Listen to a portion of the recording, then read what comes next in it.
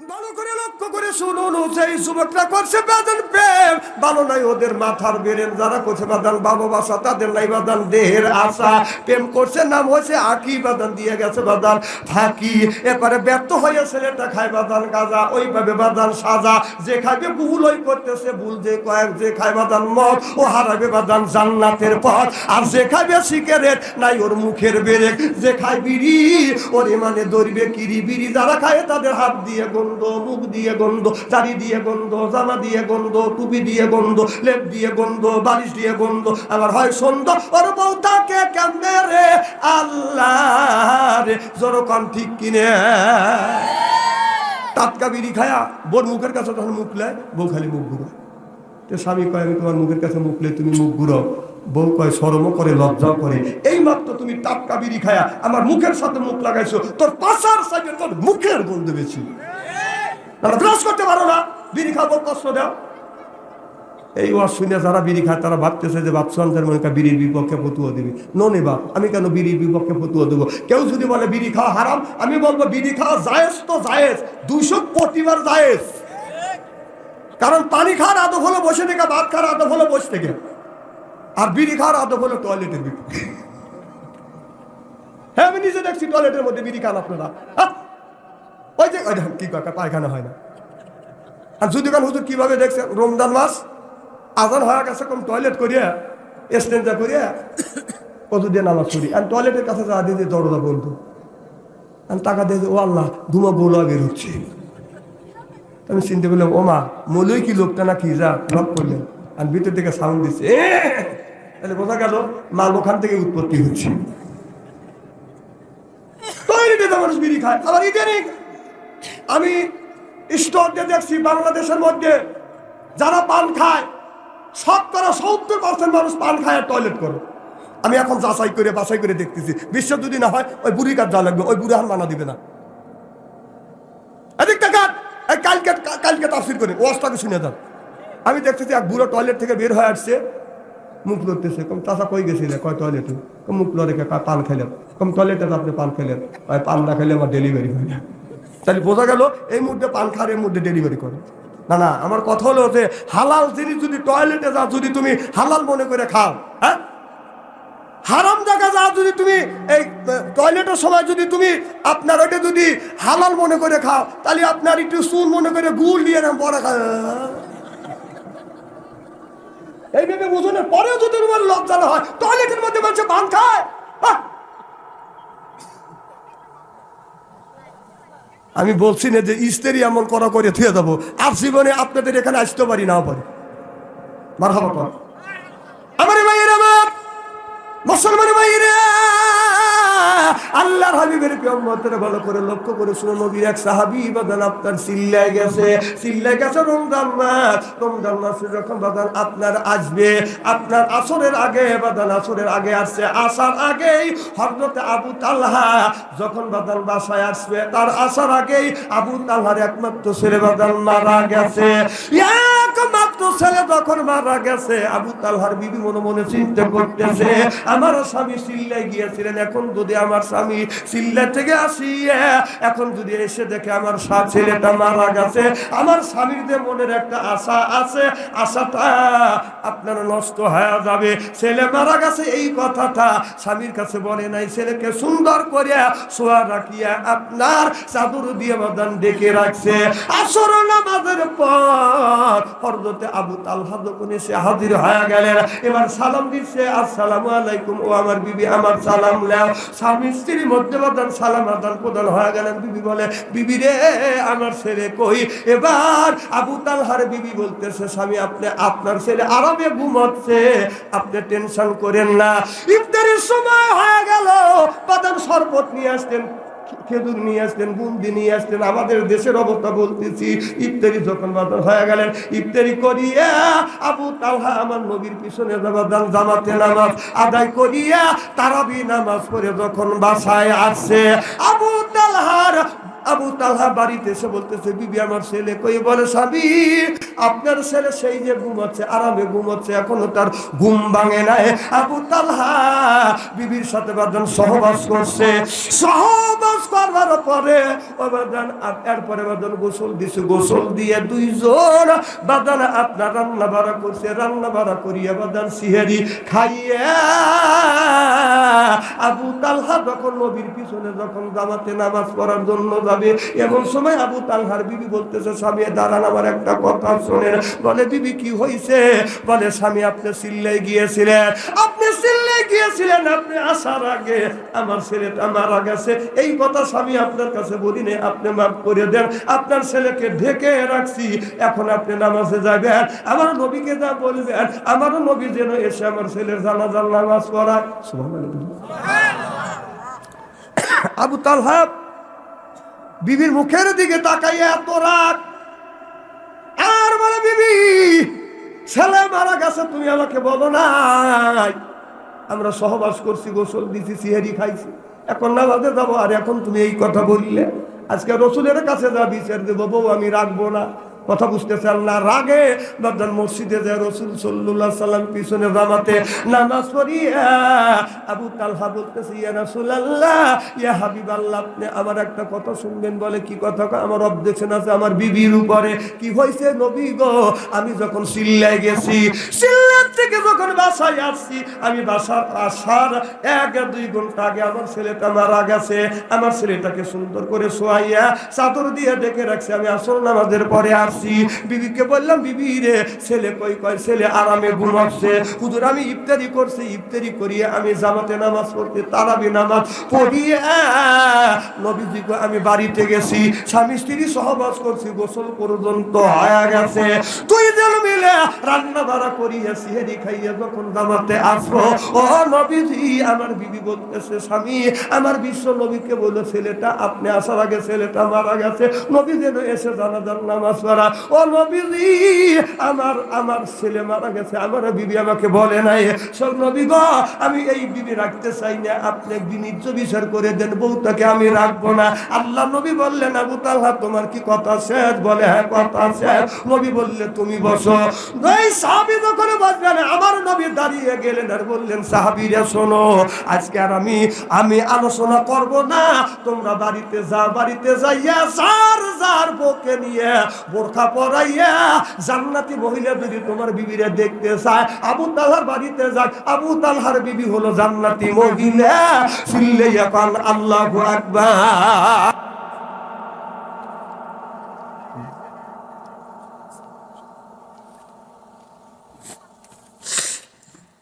শোনেন, অনেক লোক আছে বিয়ের বয়স হয়ে গেল, আপনার ছেলের বয়স 15 বছর, বিয়ের উপযুক্ত, আপনি বিয়ে করা দেন, আপনি বিয়ে করা দেন না। আপনার ছেলেকে আপনি বিয়ে কেন করেন না? কত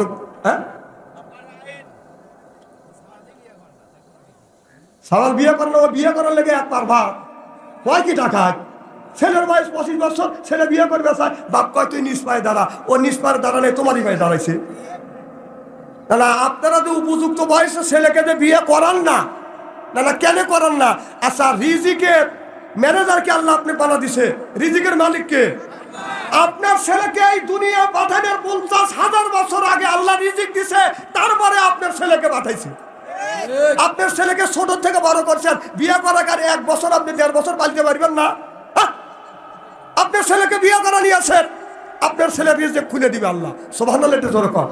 উপযুক্ত বয়সে ছেলেকে যদি বিয়ে না করার, বর্তমান যেই যুগ, এই মোবাইলের মধ্যে ছেলে প্রেম আর ভালোবাসা করতেছে, এই মোবাইলের মধ্যে ছেলে যত প্রেম ভালোবাসা অবৈধ আর সম্পর্ক করবে, অবৈধ কাজ করবে, এই কাজ কিন্তু 3 ভাগে ভাগ করা হবে। 1 ভাগ বাবা পাবে, 1 ভাগ মা পাবে, 1 ভাগ ছেলে পাবে। বিশ্বাস যদি না হয় মরে দেখেন, যান মরে দেখেন। যদি হালুয়া টাইপ যদি না করতেছে, তোমার বাটাম ফাটা দিবে। হ্যাঁ, ছেলের হাতে স্ক্রিন টাচ মোবাইল দিচ্ছে, জানাই ছেলেরা কি করতেছে। আপনাদের এই গ্রামের মধ্যে যদি 50টা যুবক যুবতী থাকে, তাদের কাছে যদি স্ক্রিন টাচ মোবাইল থাকে, টাচ মোবাইল থাকে, রাত 12টার পরে আপনি মেসেঞ্জারের মধ্যে ঢুকেন, ফেসবুকের মধ্যে ঢুকে দেখেন, গ্রামের মধ্যে যদি 50টা যুবক যুবতী থাকে, তার 40টাই রাত 12টার পরে লাইনে আছে। কথা তো তাহলে ও কি করতেছে? ও তাহাজ্জুদ নামাজ পড়ে দোয়া করতেছে। হ্যাঁ, রাস্তা দিয়ে হাঁটা যায় না, যুবকরা মোবাইল নিয়ে এরকম একা একা বসে দেখে, ওরা কি করতেছে একা একা, কেউ নাই খেয়ে, রাত বাজে 10টা 11টা, এইরকম করে ও ধ্যানে বসে, তাই না? ধ্যানে বসে, ও ধ্যানে বসে দেখতেছে বাপ দাদা মারা গেছে, কবরের মধ্যে ফেরেশতারা কি রকম গুঁতে দিয়েছে সেটা দেখতেছে।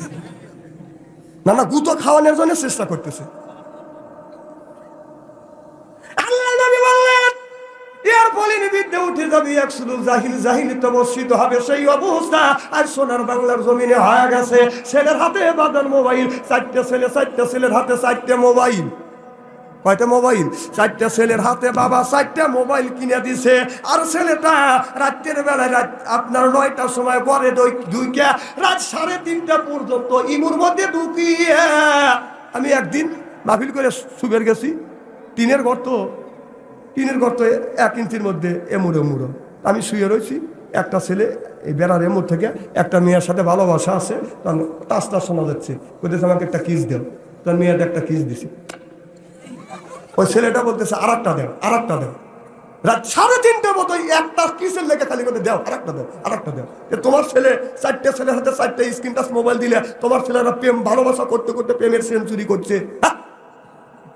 তোর ছেলের হাতে 4টে মোবাইল দিছিস, 1 বছর ধরে তোর ছেলে ফজরের নামাজ পড়ে না, আর তুমি বাবা মসজিদের আগের কাতারে যায় 4 ছেলের হাতে 4টে মোবাইল দিয়ে আগের কাতারে বসে আল্লাহর কাছে দোয়া করতে, রব্বানা আল্লাহ এমনি ফ্যাক করে ব্যবহার। তোর 4টে ছেলের হাতে 4টে স্ক্রিন টাচ মোবাইল দিয়েছিস, তোর ছেলে রিমো বন্ধ করে তুই ফ্যাক করে ব্যবহার।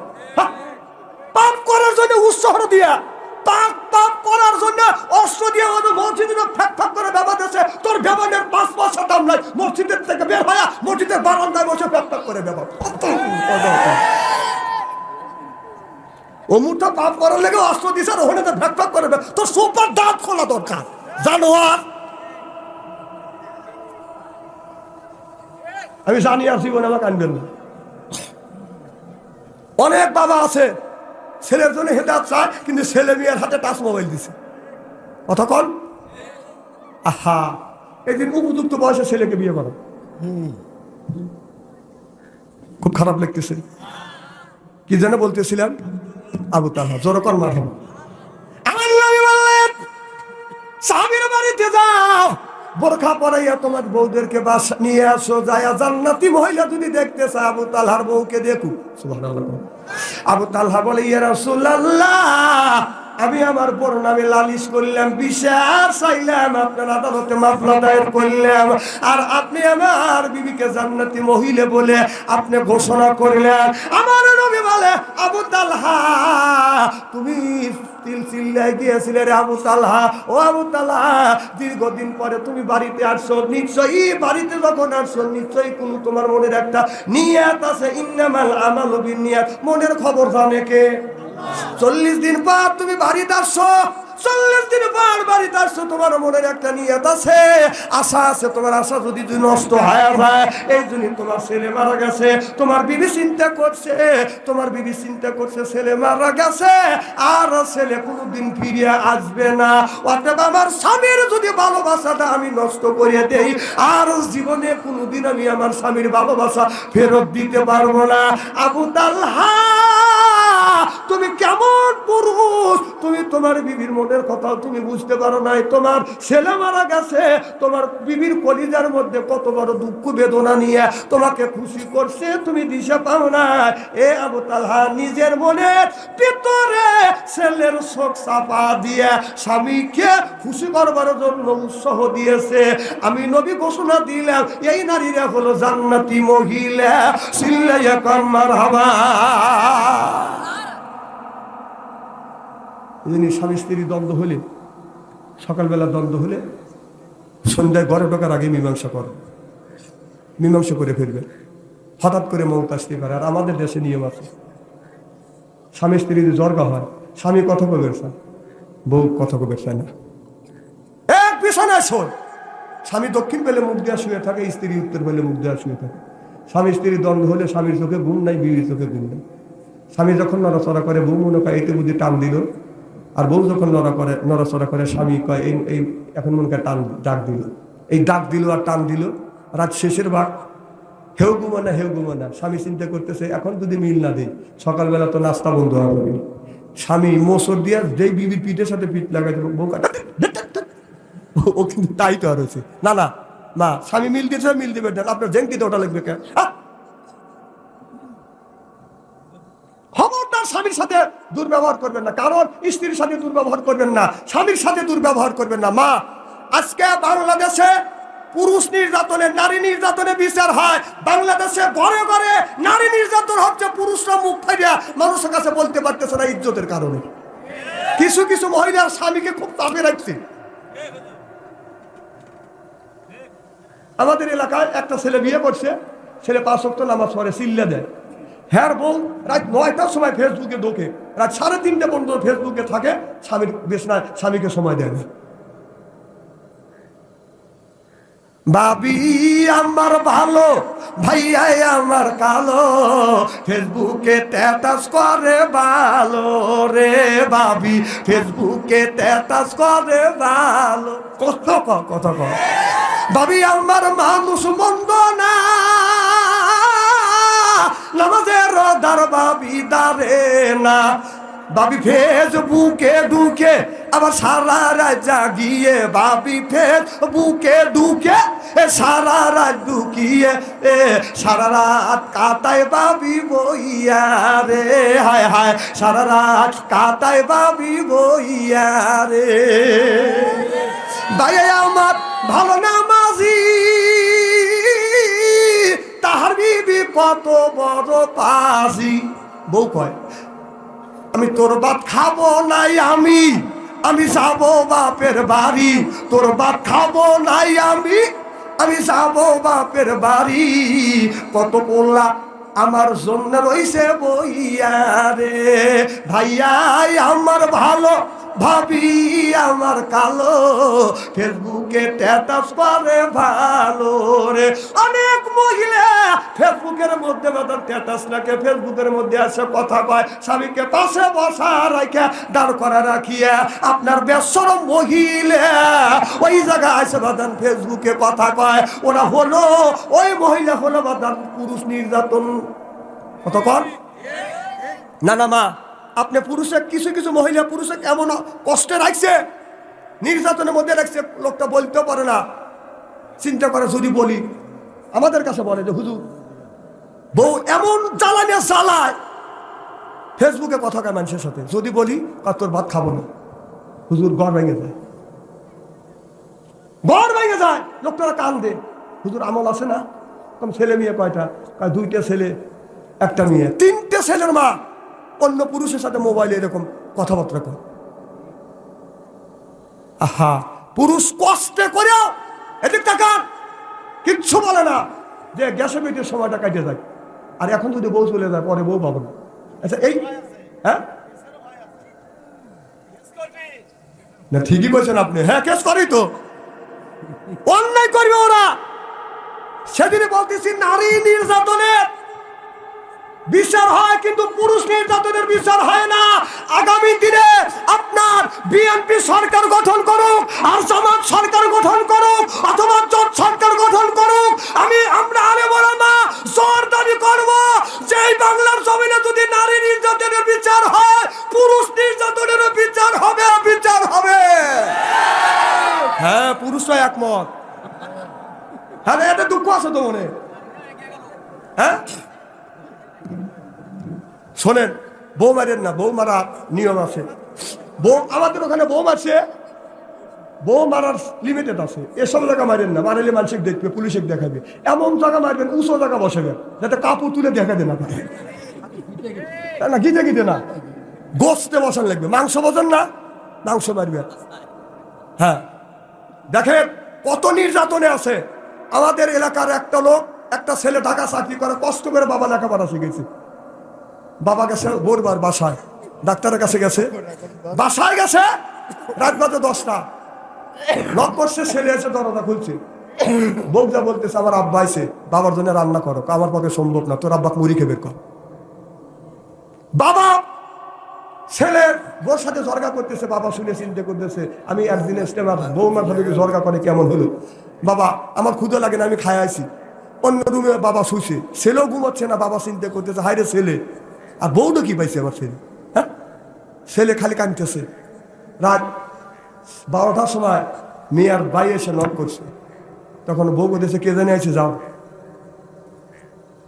তখন বউ তো উঠতেছে না, তখন ছেলেটা এসে দরজা খুলে গেট খুলে দেখে যে শালা আইছে, হ্যাঁ তুই তাড়াতাড়ি যা করতেছে, বউ করতেছে যে যাও তোমার ভাই এসে, এ রে বাবা বলাও শেষ, লাভ দিয়ে খাটের থেকে লাভ দিয়ে বাড়ির কাছে দাঁড়াইছি, ভাইয়া তো রাইতে কাজে একটা পরীক্ষা দিবে, এসে দেরি হয়ে গেছে, দিন তোমার বাসায় আসছি, আজকে তোমার বাসায় থাকবো। রাত 12টার সময় উঠে ভাত রান্না করছে, খাসির গোস্ত, গরুর গোস্ত, মুরগির গোস্ত, ইলিশ মাছ রান্না করিয়া তখন খাবে দিছে ভাই, গরম ভাত, আফা খালি বাতাস দিতেছে প্যানে, আর পাখা দিয়ে বাতাস দিচ্ছি। ওই ছেলেটা চিন্তা করছে, আমার বাপ আসলো 10টার সময়, বাবাকে রান্নার কথা বললাম যে বাবাকে রান্না করে খাওয়াও, আর বউ খাওয়াইলো না, আমার বাবা না খা শুয়ে রয়েছে, বাবা তো আমার কষ্ট করে মানুষ করতেছে, এটা কাঁদতেছে। আর ভাই এসে 3-4 রকমের গরুর গোস্ত, রুটি বানা কি দিয়ে, বেলুন না কি কর, বেলুনটা একটু বড় আসিল, বাইক আমু দিয়ে দিয়ে বউ খালি মানে তুলে দিছে যে এই মুরগির গোস্তটা খাও, খাসির করে গরুর কোল যেটা খাও, ও কোথেকে পিছন দিকে যায়, 20 মিনিট কয়েক আর 5-6 যেতে মারছে বাড়ি, যেই 2-3টে মারছে ও মারছে দৌড়, শালা উঠে আর এক পাইলে দৌড়। তখন ও করতেছে শালা করে তুই যাস কে, না দুল ভাই আপনি খেপছেন কাকা, বোনেক মারলে কাকা তুই আমার কাছে আয়, তখন কাছে আসছি, কত কিছু বলবো না, আহ ওই টাকা দেখ ও লোকটা কেটা, কাকে আমার তা ওই, তোর তাই আমার কি হয়, আমার বাবা, আমার বাবা আইসে রাত বলে 1টার সময়, আমার আব্বা এসে রাত 10টার সময়, আমার আব্বার জন্য ভাত রান্নার কথা বলছি, তোর বোন রান্না করে নাই, তুই আসলি 12টার সময়, আর তুই আসার সাথে সাথে তোর বোন 3 রকমের গরুর গোস্ত, এরপরে তারপরে ইলিশ মাছ গরম ভাত নেটে তোর সামনে দিছে, এখন ক তুই তোর বোনে কি করবো, দুলো ভাই কয়টা দিচ্ছেন, 3টে দিচ্ছি, আরো 10টা দেন আমার নামে। যাই বৌরা নিজের বাবা নিজের ভাইয়ের কুটুম করে পছন্দ করে, আর শ্বশুরের জামাইয়ের পক্ষের কুটুম করে দেখতে পারে না, ওদেরকে পাশায় মারবেন উঁচু জায়গা মারবেন, কাপড় তুলে দেন না দেখাবে পারে,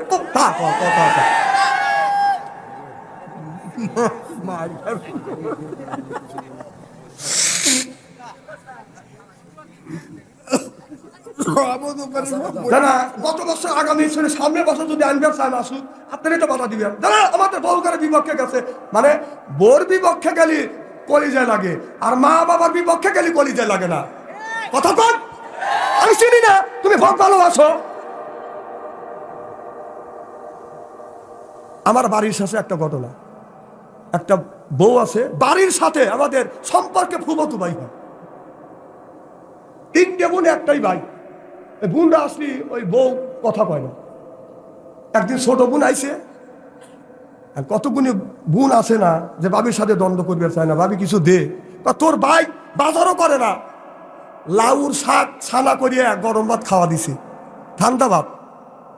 বোন রাস্তা দিয়ে যাচ্ছে, জাতি দেখে যে ভাই খেতে ধান কাটতেছে, যা বলতেছে ভাই যান আমি তোমার সাথে দেখা করতে আসছিলাম, দেখা তো করলাম না, তবে আমি তোমার সাথে দেখা করতে আসছি, কয় দানা খেত কার, কয় আমার, তখন কয় লাতা পাতে দিয়ে বললাম প্যার দোয়া করতেছে, বলে যাক আমার বরকত দিয়ে বলে যাক আমার বড় ভাইয়ের খেত, কি বু ভাই কাঁদিয়ে ভালাইছে, তো কি হয়েছে, কি গেছিলি, কাহে তো খাবার দিছে, কাহে দিছে আলহামদুলিল্লাহ।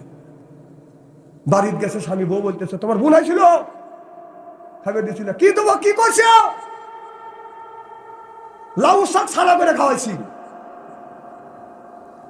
3 দিন পরে ওই মেয়েটার বোন আইছি, স্বামীর মোবাইল করছে, কোনে, আমি ধান কাটছি, তাড়াতাড়ি আইসো, ধান কাটা লাগবে না, আমার বোন আসেনি, 1.5 মাস পরে আইছে, তাড়াতাড়ি তো গরুর গোস্ত মুরগির গোস্ত নিয়েছো।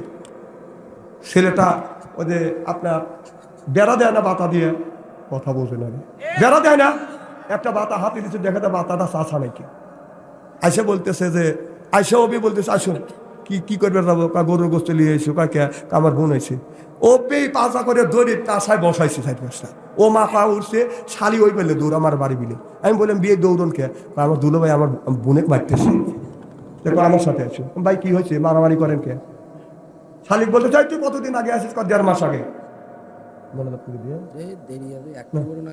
আচ্ছা এটা তো কইছি সমস্যা নাই, এখানে দরকার নাই, আরে এটা ফেসবুকে চলে গেছে। কি যেন বলতেছিলাম, বলতেছে যে তুই কয় মাস আগে আসছিলি, কয় 1.5 মাস আগে আসছিলাম, তোকে গরুর গোস্ত, খাসির গোস্ত, মুরগির গোস্ত দিয়ে খাওয়াইছি, পিঠে আটা খাওয়াইছি, আর আমার বোন আসছিল, আমার বোনকে লাউর পাতা ছানা করে খাওয়া দিছে, এখন তুই বিচার কর কি করব। তখন শালি বলতেছে, দুলো ভাই, যে তোমার বোনে দেখতে পারে না আর ওর বোনে ভালোবাসে, ওকে আপনি 3টে যদি মারে থাকেন বাতা দিয়ে মারি, আরো 6টা মারা পরশ। আমার ভাইয়ের, আমার মুসলমান ভাইয়েরা, আল্লাহর হাবিবের প্রিয় উম্মতেরা ভালো করে লক্ষ্য করে শুনুন। সূর্য ফেব্রুয়ারিতে চলে গেছে, এটা কোয়া কি কোয়া যায়। হ্যাঁ, এই ওয়াজটা করছি, শোনেন। 8 মাস ধরে, 4 মাস 6 মাস ধরে বিয়ে করছে, 8 মাসে পেটের বাচ্চা। এই ওয়াজটা করবেন করছে, এই ওয়াজটা আমি তো করছি না, না এখন রাত হয়ে গেছে বেশি। দেখেন আমি অসুস্থ, দেখেন কি অবস্থা করছি। আমি জোরে সিকিউরে দিতে পারছি যে ঠান্ডায় আমি কি বলতেছি আমি দিশে পাচ্ছি না। তো এখন আর আমি কষ্ট দেবো না। তাবারক আছে, তাবারক নিয়ে এসে 1টা বেজে গেছে। হ্যাঁ না 12টা, যখন মার হবো। আচ্ছা 2 ঘন্টা হয়ে গেল। দাঁড়ান, কার কার মুখ লড়তেছেন আমি দেখতেছি, আল্লাহ করে দেখতেছি। যে জিকির জোরে জোরে করবে না, ওর মুখে প্যারালাইসিস হইতে পারে। জোর বসে আল্লাহর নাম নেয় না, যার প্যারালাইসিস, প্যারালাইসিস যার মালিককে কি কোন দিতে পারে কিনা। জিকির করো লা ইলাহা,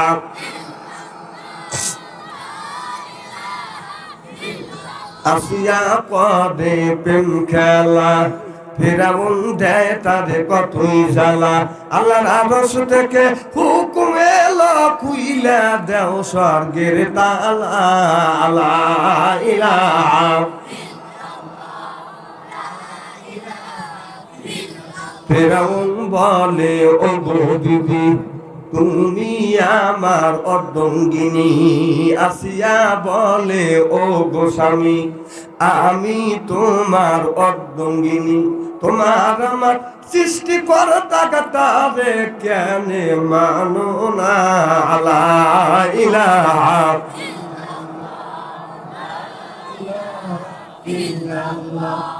লা ইলাহা লা ইলাহা ইল্লাল্লাহু মুহাম্মাদুর রাসূলুল্লাহ। সকলে বলুন সাল্লাল্লাহু আলাইহি ওয়াসাল্লাম। দাদাস তাফসীরের মাহফিলের সম্মানিত সভাপতি সাহেব ফজলাল রহমান ফকির বারাকাল্লাহু ফি হায়াতি, সহ সভাপতিত্ব করবেন আব্দুল জলিল ফকির বারাকাল্লাহু ফি হায়াতি। সকলে করেন আমিন। একটু আগে আলোচনা করলেন এই ছেলেটা মুখ আপনাদের এলাকা।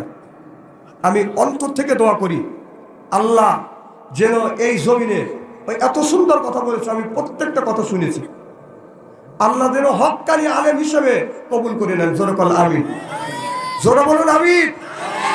আল্লাহ যেন দিনের কাজ গোটা বাংলাদেশে ও যেন করতে পারে। সকলেই করেন আমিন।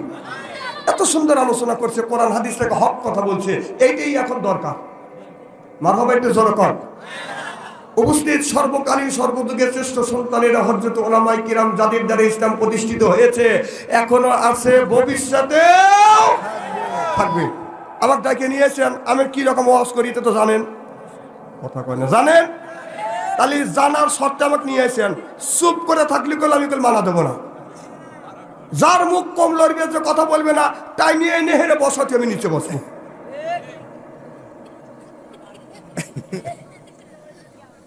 সর্বকালীন সর্বযুগের শ্রেষ্ঠ সন্তানের হযরত উলামায়ে কিরাম, যাদের দ্বারা ইসলাম প্রতিষ্ঠিত হয়েছে, এখনো আছে, ভবিষ্যতেও আলেম সহ দিনদার পরহেজগার আল্লাহওয়ালা ভাইরা পর্দার অন্তর আড়ালে এ মাহফিল শুনবার জন্য পর্দা করে বসে আছেন। আমার পর্দানিশি মাথার মুকুট মা ও বোনেরা, আমার ছোট্ট ছেলে ছোট ভাইরা, সমবয়সী হের সমবয়সী বন্ধু, আমার মুরব্বী বাবাদিরা, সকলের উপরে রইল আমার আন্তরিক অভিনন্দন। সর্বপ্রথম সেই মহান আল্লাহ তাআলার লক্ষ কোটি শুকর এবং প্রশংসিত, যিনি আপনাকে আমাকে মনোনীত করে তাফসীরুল কোরআন মাহফিলের মধ্যে আসা এবং বসার সুযোগ করে দিয়েছেন। তাতে আপনারা খুশি না বেজার?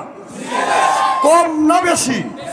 আচ্ছা, এখনো তারা আসতে পারে না, শুয়ে পড়েছে, অথবা শোয়ার জন্য প্রস্তুতি গ্রহণ করেছে, অথবা কেউ মেলার মধ্যে ঘোরাফেরা করছে, অথবা কেউ ফেসবুকের মধ্যে লিপ্ত আছে, ওনারা খুশি না বেদা? জোরে বলুন, জোরে বলুন।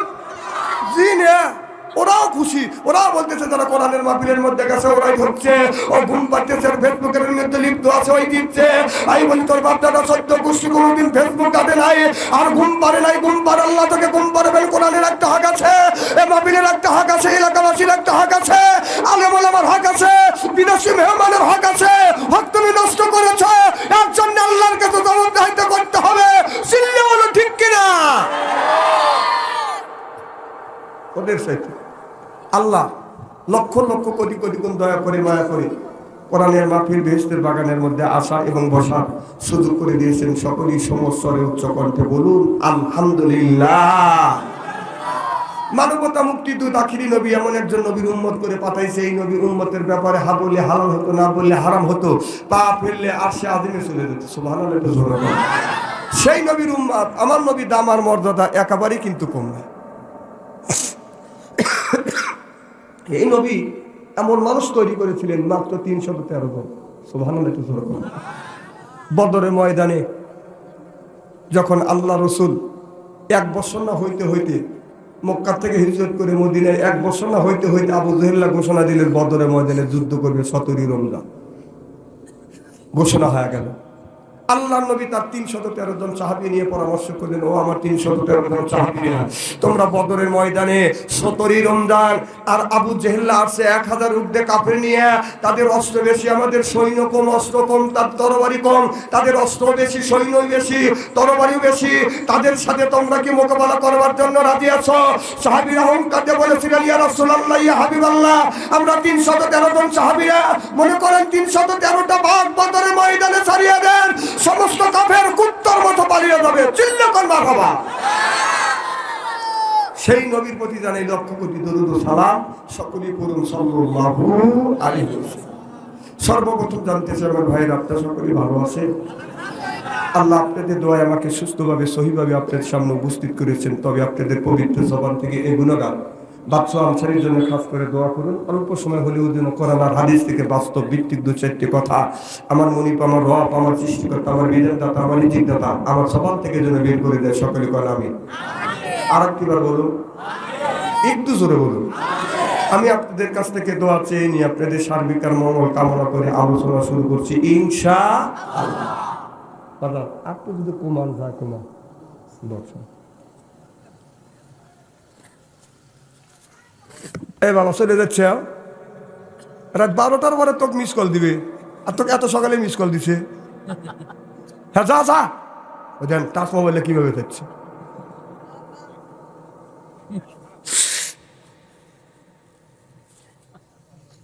মারহাবা কর, জোরে কর আমার ভাইরা।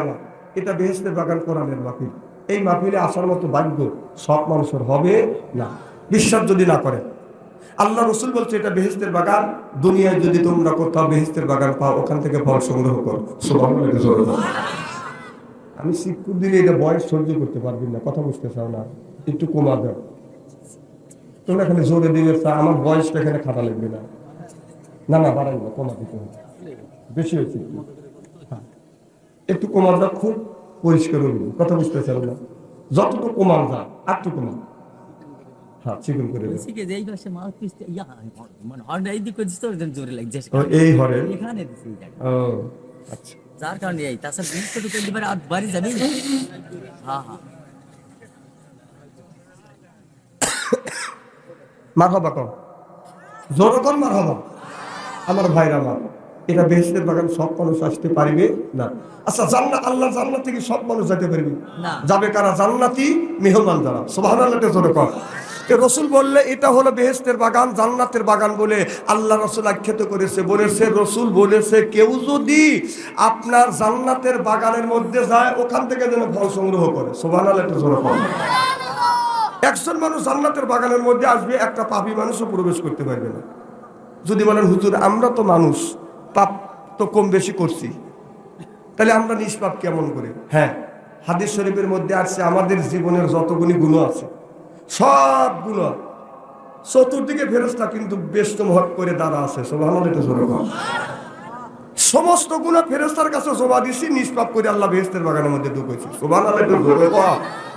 আমরা কি ফেরেশতা দেখতে পাচ্ছি? ফেরেশতারা কিন্তু আমাদের দেখতেছে। ফেরেশতাকে দেখা যায়, যায়। দেখছেন তো দুই একদিন? আচ্ছা, শুনছেন? আচ্ছা, দেখার চেষ্টা করেন। মারহাবা করেন। আমার ভাইরা, আমার এদিক তাকান। আগে তাফসীর শুরু করলেন কে? তাফসীর করবেন কাল। কেবল শুরুই করলাম না, এনারা তাফসীর শুরু করছে। আজকে ওয়াজ করবো আমরা, তাফসীর করবেন কাল। স্টলে স্টলে বসে চা খাবেন, বাম হাত দিয়ে সিগারেট চা খাবেন, ডান হাত দিয়ে সিগারেট টান দিবেন আর বলবেন কত হুজুর দেখলাম রে। তাফসীর তো এখানে হয় না, তাফসীর হয় স্টলে টলে। তাও খালি বোখারী শরীফের হাদিস কয়। নামাজ পড়ে না কিন্তু বোখারী শরীফের হাদিস কয়। আমি বলি যে বোখারী শরীফ আপনার যে লেখার সময় পাতালে ভাবে লেখা না লম্বা বাবা লাগে, লম্বা দিকে এইটা লম্বা করে লেখছে না পাতালে লেখছে, এটা জানিস না? তুই বোখারী শরীফ বর্ণনা করিস। আমার ভাইরা, আমার নবী মসজিদে নববীর ভিতরে ঢুকছে। আবু বকর সিদ্দিক রাদিয়াল্লাহু তাআলা আনহু ঢুকবে, এমন সময় জিবরাইল আলাইহিস সালাম হযরত আবু বকর সিদ্দিকের কাছে এসে বলে, ভাই আবু বকর, আপনি তো নবীর এক নাম্বার সাহাবী। সুবহানাল্লাহ। আশারা মুবাশশারা 10 জন সাহাবী, তার মধ্যে হযরত আবু বকর সিদ্দিক হলো এক নাম্বার। সুবহানাল্লাহ। কর আবু বকর, তুমি কি বলতে পারবে এই মুহূর্তে জিবরাইল আলাইহিস সালাম কোথায়? আবু বকর সিদ্দিক রাদিয়াল্লাহু তাআলা অমনি বাদান চোখ বন্ধ করছে। চোখ বন্ধ করিয়া বাদান পূর্ব পশ্চিম উত্তর দক্ষিণ তামাম পৃথিবী বাদান তন্ন তন্ন করে খুঁজেছে, জিবরাইল আলাইহিস সালাম কি বাদান পায় না। আমার ভাইরা, আমার 7 তবক আসমান জমিন চোখটা বন্ধ করে বাদান খুঁজছে। আল্লাহর আরশে আজিম পর্যন্ত খোঁজাখুঁজি করিয়া চোখ খুলিয়া বলল, আমি তামাম পৃথিবী আল্লাহর আরশে আজিম জাহান্নাম জান্নাত আমি খুঁজলাম, আল্লাহর ফেরেশতা জিবরাইল আলাইহিস সালামকে আমি পাই না। আমার মনে হয় হাত পারে ধরিয়া ডান হাত দিয়া জিবরাইল আলাইহিস সালামের হাত পারে ধরা ধরে বলতেছে, এইটাই জিবরাইল আলাইহিস সালাম। সিল্লা কোন মারহাবা। জিবরাইল আলাইহিস সালাম আল্লাহর নবীর কাছে যা বললেন, ইয়া রাসূলুল্লাহ, ইয়া হাবিবাল্লাহ, আপনি যেমন মানুষ আপনার শিষ্যগুলো তৈরি করেছেন ঠিক তেমন। সুবহানাল্লাহ। তাহলে জিবরাইল আলাইহিস ফেরেশতাকে আমরা দেখি না, দেখার মতো চোখ আমাদের নাই। ও বাজার, আল্লাহর নবী বলেছে আপনার এই বাগানের চতুর্দিক দিয়ে আল্লাহর রহমতে ফেরেশতা বাগান বেষ্টন করে বসে আছে। আল্লাহর বান্দা কোরআনের কথা হাদিসের কথা যখন শুনে কোরআনের মাহফিল থেকে বাগান বের হয় না, ওঠা বসা করে না। রাত যখন বাগান গভীর হয়, রাত যখন 12টা হয়, তামাম পৃথিবীর বাগান আমাদের দেশের অফিস আদালত বন্ধ হয়ে যায়, আল্লাহর অফিস আদালত গুলি খুলে যায়। সিল্লা কর মারহাবা। আল্লাহ বলে, ফেরেশতা রে সাক্ষী থাক, দেখ গভীর রজনীতে গভীর রাত্রিতে আমার কোন বান্দা কোরআনের কথা হাদিসের কথা শুনতেছে, কোরআনের মাহফিল থেকে বের হয় না। এ ফেরেশতা সাক্ষী থাক, আমি আল্লাহ আমার বান্দার পিছনের সব গুনাহ মাফ করে দিলাম। আল্লাহু আকবার।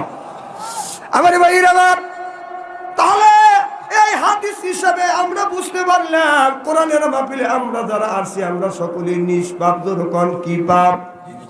আরো জোরে, জোর হলো না। আমরা যে নিষ্পাপ করে আল্লাহ ঢুকাইছে, ও বাজান এখান থেকে যদি তওবা করে যদি মাপ চাই, মাপ যদি চাই, আর জীবনে ওই কাজের মধ্যে যদি বাজান লিপ্ত না হয়, তওবা রহিম, যদি কেউ তওবা করে আল্লাহ সব গুনাহ মাফ করবে। মাফ করে কেন তো হয় না, পিছনের গুনাহ মাফ করে দেয় আমার আল্লাহ। চিল্লাইয়া কর মারহাবা। লা ইলাহা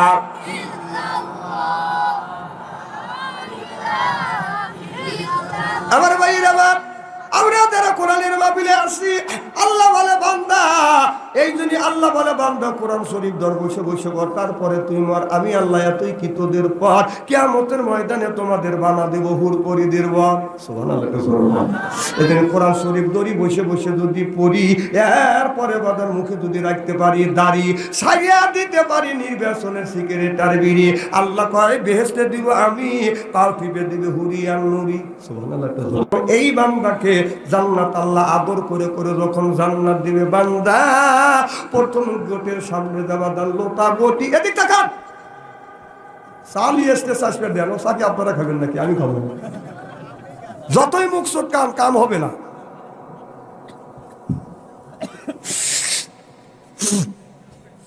শোনেন, আমি আজকে এতই অসুস্থ, যদি না আসতাম আপনারা বলতেন যে হুজুর আসলো না। এত ঠান্ডা, আমি আপনারা যে বসে আছেন আপনাদেরকে আমি বাসা দেখতেছি, আপনারা যে কথা বলতেছেন কথা আমার কানের মধ্যে ঢুকতেছে না, আর আমি যে কি বলতেছি এটাও আমি বুঝতেছি না, এত অসুখ। তো যা হোক, তারপরেও আসছি, আপনারা দোয়া করেন আল্লাহ যেন সুস্থতা দান করে, আমি জোরে কন। আমার ভাইরা, আপনার বাড়ির যদি মেহমান আছে, আত্মীয় যদি আসে, যদি বাদান কুটুম আসে, করে বাদান আদর, কুটুম মনে করে হায় রে আমার কদর, পাইরে দেয় বাদান বিদেতি সাদর, আত্মীয় মনে করে হায় রে আমার কদর, এরপরে আনে বাদান খানা, একটাও তো দাগ না ছাড়া না, খাবারের পরে বাদান দেয় দই, খায়া তো বাদান হইসই, এরপরে দেয় পেপসি কোকো কোলা, খায়া তো মনের মধ্যে বাদান দেয় দোলা, এরপরে খায় একটা বাদান পান, খায়া তো মনের মধ্যে আসে বাদান গুনগুনানি গান, তারপরে খাই এক কামলা হাকিমপুরি জদরা, শরীর তার গামিয়া যায়, বুঝ আমি বড় মর্দা। বেটা সাল বাজে একখান, আল্লাহ এই বেটা সাল গানে তুমি বিনি হিসেবে ব্যবস্থা দিও, আমিন কর। যাইম দিবিনি, এতই সস্তা, কাজ না করে বেচতে দেবে সব। আমার বাইরে, আমার মুসলমান বাইরে, আল্লাহর হাবিবের প্রিয় উম্মতেরা ভালো করে লক্ষ্য করে শোনো, যেই যুবকদের আছে কাছে বাদান, হাতে আছে বাদান, তার মন ভালো থাকে না বাদান, ওদের মন ও বাজার, যেই যুবকের নাই অর্থ, প্রেমে খাওয়া গেছে বাদান ব্যর্থ, প্রেম করে খাইছে ছাকা, হয়ে গেছে বাদান বাঁকা, রাগ করে চলে যায় ঢাকা। এখন তো ঠিকই কইতেছে, আর বুড়ো কারো পক্ষে যায় নাই। আমার ভাইরে, আমার মুসলমান ভাইরে, আল্লাহর হাবিবের প্রিয় উম্মতেরা, সামনে কিন্তু নাকের ডোগায় এসে গেছে বাদান রমজান মাস। সুবহানাল্লাহ বললেন না? এই রমজান মাসে আমরা কিন্তু সকলে বাদান রোজা রাখবো, কি কোন রাখবো কি না। আবাদান আমি বাদান একটু আপনার বিশেষজ্ঞরা বাদান ঘোষণা করছে, বিশেষজ্ঞরা বিশ্লেষণ করে দেখতেছে বাংলাদেশে